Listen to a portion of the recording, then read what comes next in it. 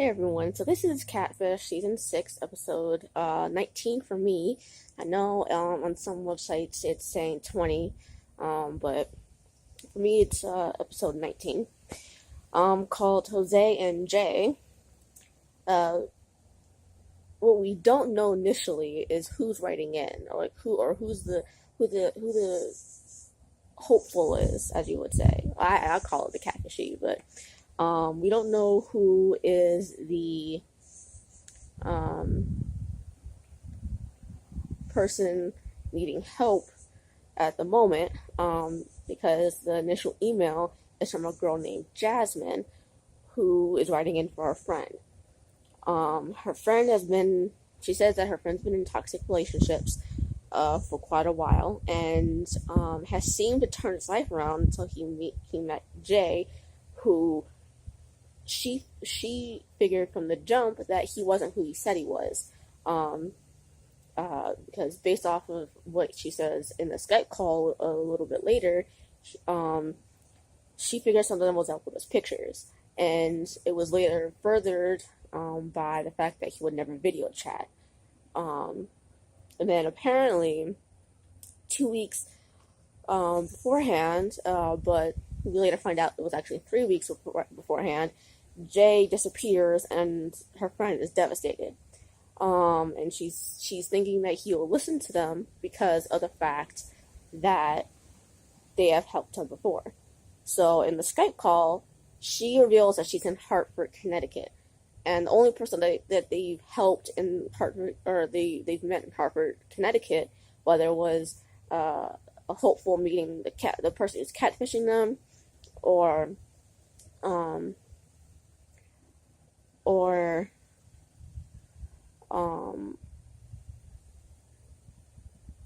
someone it's the hopeful meeting someone there, or a hopeful from there meeting someone from someone somewhere else.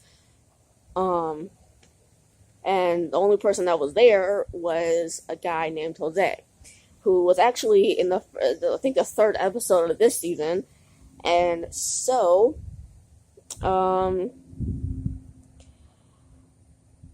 he just give a little recap about what happened in that episode. Jose pretended to be this girl named Rosa, who he was catfishing this guy named Danny, who I think they said lived in Florida, but don't quote me that, I don't remember. And anyway, so apparently Jay and Jose had met 2 months beforehand, before this episode was filmed, on Facebook. And then 3 weeks before, he just up and leaves. That's basically what they talk about, is just recapping what was in the email. And then so Nev and Max make their way to Hartford, meet up with Jose. And once inside, Jose explains the person he met through work didn't work out, because at the end of the episode where he was catfishing Danny, he said that in the 2-month recap that he had met this guy through work as one of his door-to-door clients, I think, or something like that, but that didn't work out. So that's like shortly after that he met Jay, and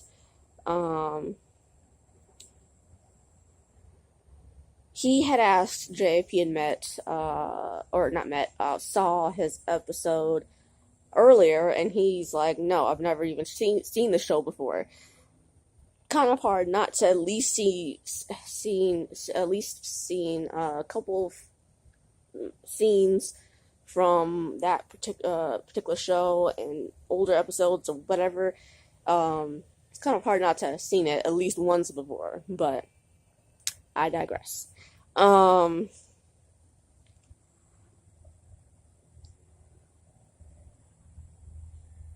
then he started to get suspicious about Jay when Jay wouldn't video chat with him.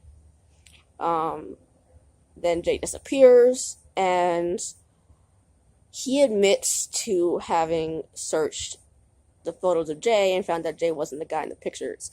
Now, I want to tell you that initially I wasn't here for this episode at the beginning. Like, for at least 3/4 of the entire episode, and I really wasn't here for Jose, because I was like, this dude knows what's up. He knows what it means to be a catfish, because he's been a catfish, so he knows when someone's fucking lying to him. Like, he should know when he's being cat. Like, he should know this shit. Like, so like I said, I wasn't with this episode for the first 3/4 of it. And so at this point, I was just like, when I heard that he had researched Jay's photos, and then found out he wasn't the guy in the pictures, I was just like, I paused the show for a quick second, did the biggest eye roll I've ever done in my life, and was like, I don't have time for this motherfucker. Like, I don't have time for him. Like, I don't have time for him. I really don't have time for him right now. So, after I paused it and let it continue, he says, a week after Jay disappeared, into the 3 weeks that he's been gone, he calls Jay's phone, but he doesn't pick up. And the next day, he gets a call from this woman who's like, don't ever call this fucking phone anymore, or don't ever call this phone anymore late at night, because I go to work early in the morning. And I was like, damn. Like, she has no time. She literally has no motherfucking time for him. And, whew. Okay, let's keep going. So Nev and Max leave to go investigate. They reach out to Danny because Jose had said that he thought maybe it could have been Danny because of what he put Danny through, but then he let go of that idea because like Nev and Max, they just didn't think that he would be the type of person to just do that. But they call him anyway just to make sure. And they're pretty convinced after the phone call that it's not Danny who's doing this. So in the email that they get from Jose about Jay, Jay is apparently 28 years old, works in construction, and lives in Pennsylvania. And so I'm just sitting here thinking, like, bitch, what? Like, I don't know about any of y'all, but when I heard that he supposedly worked in construction, I was like, how are you gonna believe that this motherfucker in the pictures is working in the construction when he could literally be a fucking model or supermodel? Like, do you really believe that this motherfucker who looks like a goddamn model or supermodel is gonna be working in construction? Like, it would not surprise me if the dude in the pictures had an Instagram profile where he had at least 1 million followers. It would not surprise me, because that dude looked gorgeous as fuck. I'm not kidding. He looked, I mean, whether he swings through guys or girls or both, I don't know, but, I mean, he looked really handsome, to be frank. So to say that his ass works in construction is like saying I'm Beyonce herself. Like, clearly that ain't true. So, anyway, so Jose has 2 numbers for Jay. So they look up the first phone number that Jose had, and when they don't get anything, whether they don't get anything as far as a name or an address, Max notes that the first number has an upstate New York area code, And then Neve's like, well, both numbers have an upstate New York area code. So the detail about Jay living in Pennsylvania is most likely a lie. Because I was thinking when I looked at the area code, I was like, wait a minute, what area code is that? I was like, wait a minute, is that really a Pennsylvania area code? Because I was like, if that ain't a Pennsylvania area code, then anyway, they're on a second number, and it comes up with a name named Anthony J.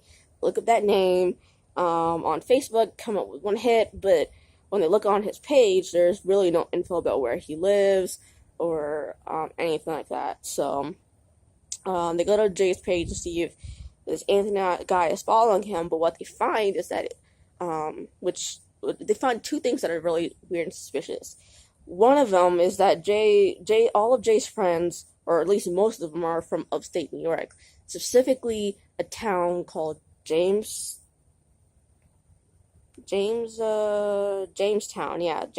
New York. And then Neve also points out the second suspicious thing is that like 99% of Jay's friends are all female. So what's weird is if this dude is gay and we find out that he told Jose that he's 100% gay. So if he's like 100% gay, why are all of like 99% of his friends female? Because it would seem that if the guy is gay, he would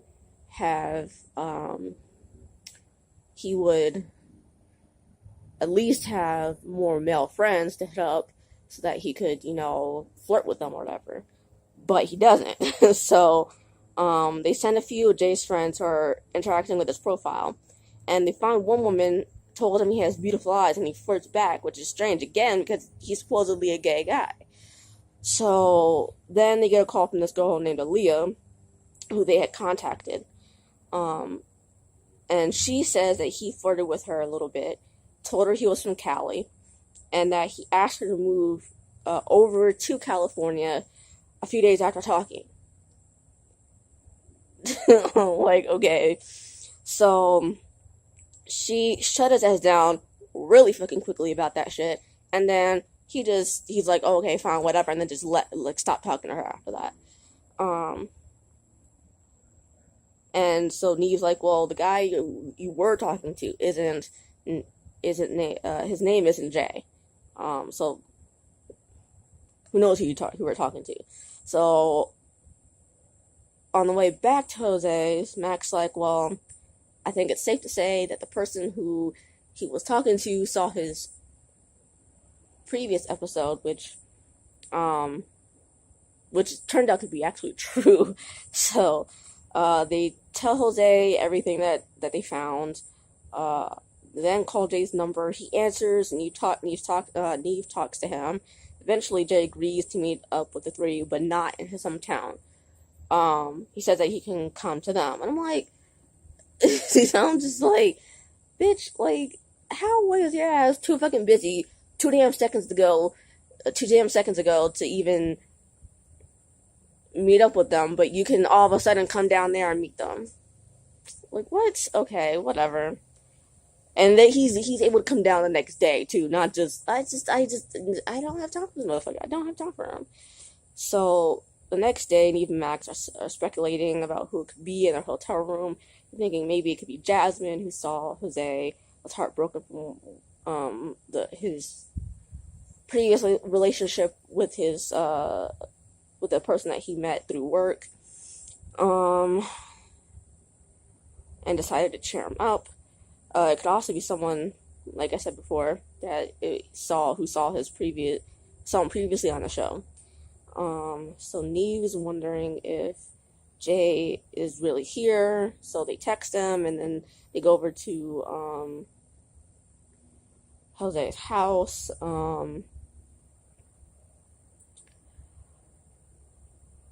So eventually Jay replies back, and so they meet him. Jose, Neve, and Max meet him at a local park. So Once there, they see a guy drive up and think initially it's an Uber, but they only see one person in the car. Turns out it's the guy. Turns out it's the person they were waiting for, and okay. So this is where this is the last quarter of the episode where this is where everything got interesting got interesting to me, so interesting, because dude's name is Jose. It's Jose and Jose, basically. And he's 20 years old from Buffalo, and he said he disappeared because it got too serious too quickly. And I'm like, what the hell? Like, no, like, how is it you got what you and Jose had got too serious too quickly, but you said to Aaliyah, come move out to California with me and move in with me after 2 motherfucking days. Like, you were talking to Jose for 2 damn months, and it got too serious for you, but you after 2 days of talking to Aaliyah, you decided to want her to come out to move in with you in California. Like, do you, like, just, and then this is when Jose goes in on Jose, and it's like, he's like, what? He was so confused, and he just went the fuck off, and I was still here for it. I was motherfucking here for it. I was still here for it. I was like, please come on through with that. Please come on through, because I was just like, what? And so Jose is like, well, I'm not homosexual. I'm not homosexual or anything. And I have a girlfriend.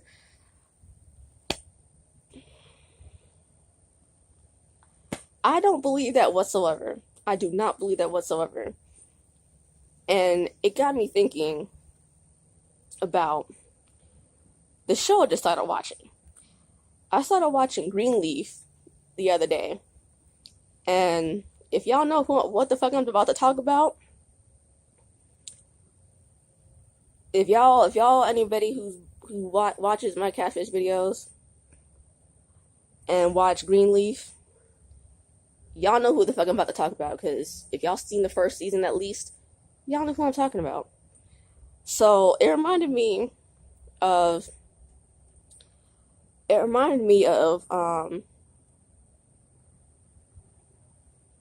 what's his name?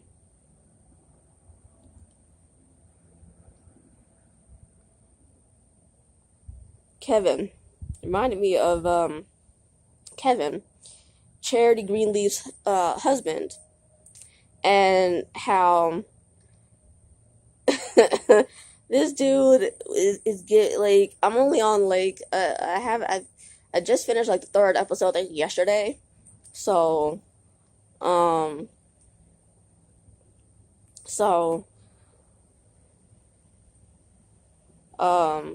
haven't gotten that far yet, but Kevin is like giving off some serious motherfucking gay down low vibes. Like, he's giving off some serious down low vibes, and Jose is reminding me of that. I'm like, and the reason why I think this dude is gay, like, he's just on the down lows, because of the fact that he